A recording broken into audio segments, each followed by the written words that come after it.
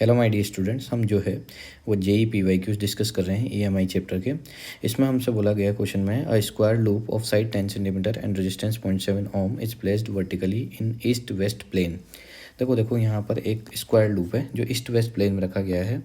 चलो ये हमारे पास वेस्ट हो गया, ये ईस्ट हो गया। इसमें हमने एक स्क्वायर प्लेन जो है यहाँ पर रख दिया है, ठीक है।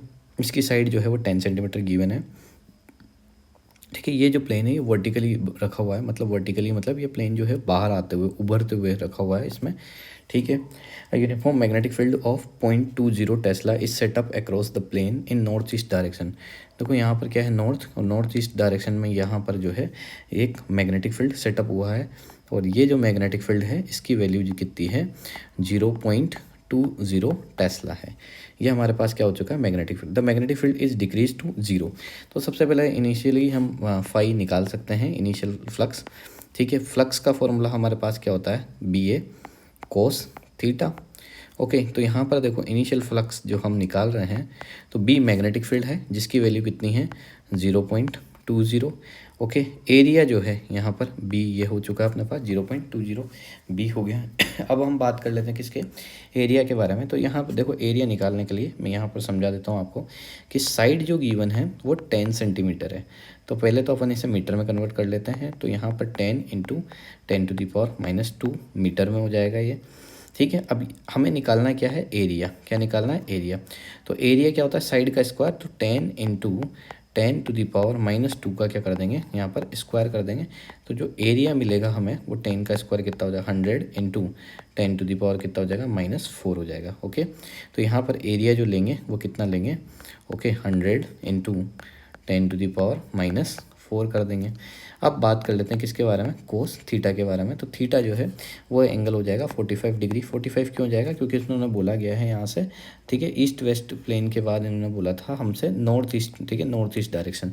नॉर्थ ईस्ट डायरेक्शन मतलब 45 डिग्री। ओके, तो यहाँ पर कितना हो जाएगा, ये 45 हो जाएगा। तो यहाँ से इनिशियल फ्लक्स की वैल्यू अगर मैं निकालता हूँ तो देखो यहाँ से ये हो जाएगा हमारे पास 100 से क्या हो जाएगा, 100 कैंसिल आउट। अच्छा, यहाँ 2 × 10⁻³ हो जाएगा, ठीक है, एक 0 कैंसिल आउट हो जाएगी, 10⁻⁻4 से 3 हो जाएगा।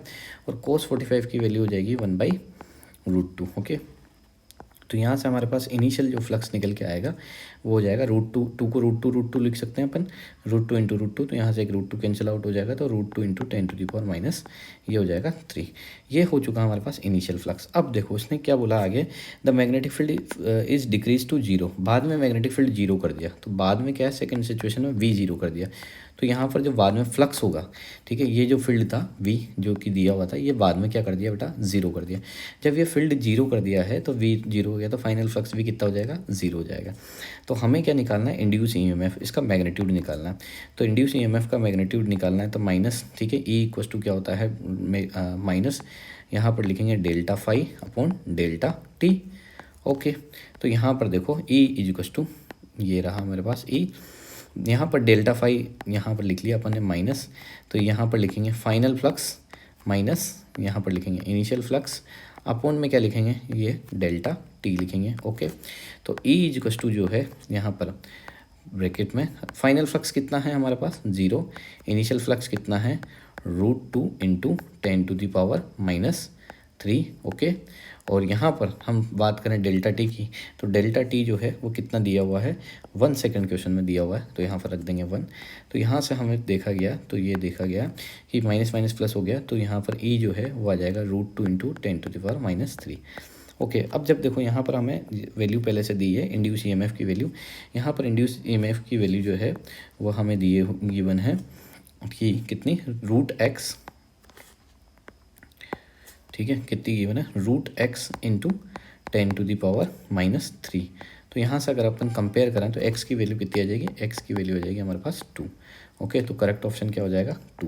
ओके, आई होप आपको क्वेश्चन समझ में आएगा। Thank you for watching.